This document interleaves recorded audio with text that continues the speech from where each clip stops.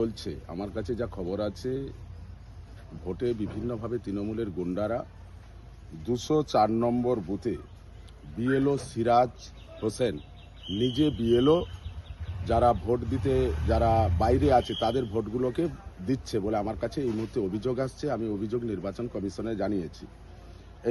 আর হচ্ছে আপনার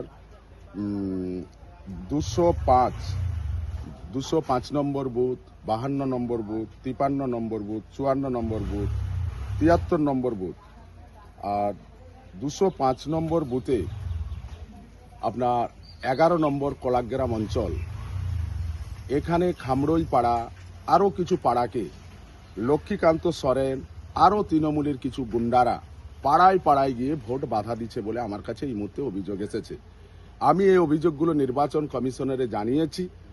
বিভিন্নভাবে তৃণমূলের গুন্ডারা জানে পায়ের তলা থেকে মাটি সরে গেছে, মানুষের উপর ভরসা রাখতে পারছে না।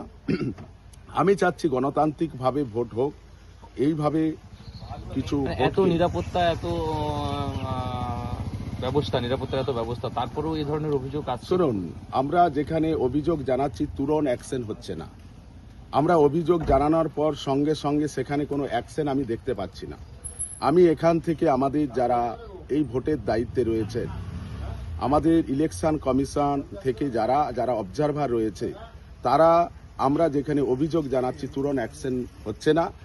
এটা আমি আরও যেখানে জানাচ্ছি। তবে ভোটকে যাতে প্রহসনে পরিণত না করতে পারে আমি মাঠে আছি। ঠিক আছে।